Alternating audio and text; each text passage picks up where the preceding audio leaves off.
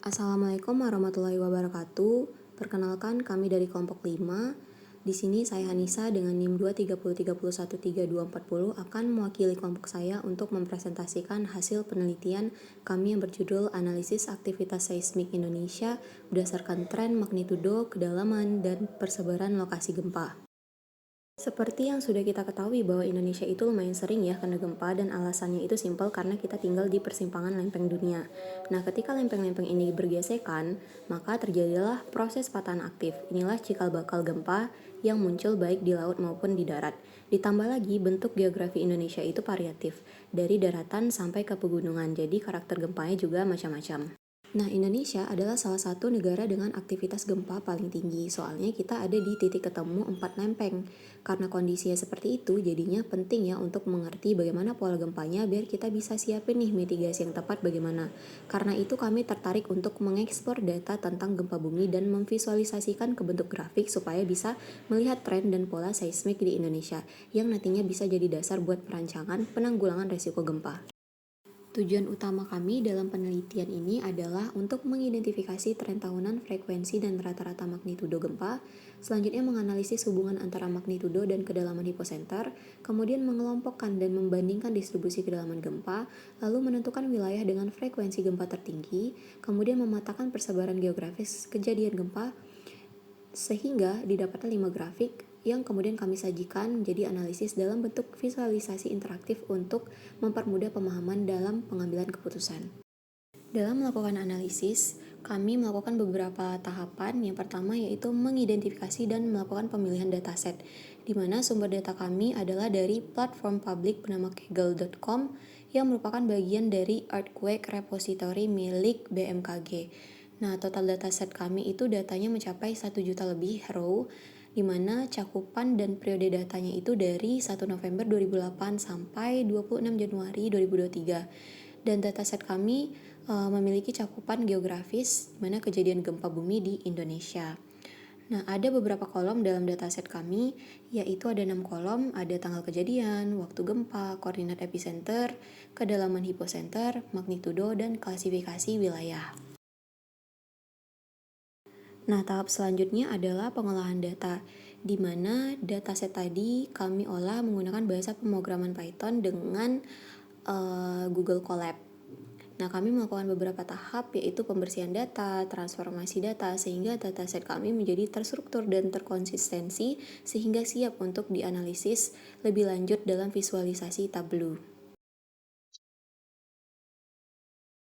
Setelah dataset kami melalui tahap pemrosesan di Google Colab, kemudian dilakukanlah analisis secara visual menggunakan tabel publik untuk mengeksplorasi pola, tren, dan hubungan antar variabel seismik. Total ada 5 sheet atau 5 grafik analisis dengan tampilan yang beda-beda di Tableau yang sudah kami buat. Jadi di sini saya akan mencoba mempresentasikan. Ini adalah Tableau kami, di mana grafik pertama yang kami buat adalah grafik tren frekuensi dan rata-rata magnitudo gempa tahunan. Pada grafik ini kami menggunakan fitur dual axis, di mana kami menggabungkan dua jenis grafik, yaitu grafik batang dan grafik garis. Nah, di sini kalian bisa lihat untuk grafik batang itu menunjukkan jumlah gempa per tahun. Frekuensi gempanya bisa dilihat di sini, grafik itu naik ya dari tahun 2008 sampai 2018. Nah, di sini 2018 itu frekuensi gempa tertinggi dan 2008 itu frekuensi gempa terendah. Nah, untuk magnitudonya itu malah yang paling tinggi di 2008, yaitu sekitar 6 komaan. Nah, jadi di sini untuk melihat bagaimana pola jumlah gempa berubah dari tahun ke tahun, begitu. Next adalah grafik scatter plot magnitudo versus kedalaman hipocenter.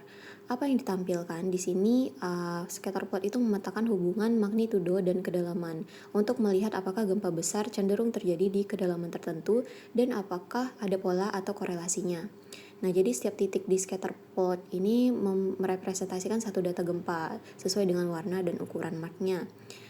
Kalau kita lihat dari persebaran plot ini, kita bisa lihat untuk magnitudo itu yang tinggi bisa aja dia terjadi di semua kedalaman, baik itu kedalaman dangkal, menengah maupun dalam ya.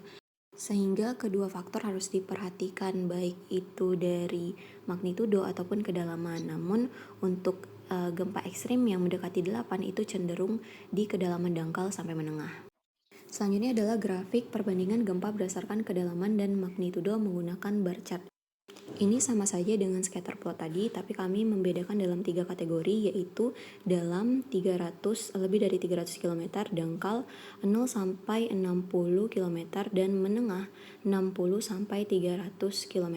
Grafik ini menunjukkan bahwa gempa dalam memiliki rata-rata magnitudo tertinggi dibandingkan gempa dangkal, yaitu 4,44 yang mengindikasikan energi pelepasan yang lebih besar dari kedalaman tersebut. Sementara gempa dangkal memiliki rata-rata magnitudo terendah sekitar 3,50 diikuti gempa menengah dengan rata-rata 3,85, sehingga secara keseluruhan terlihat pola bahwa semakin dalam sumber gempa semakin tinggi magnitudo rata-ratanya.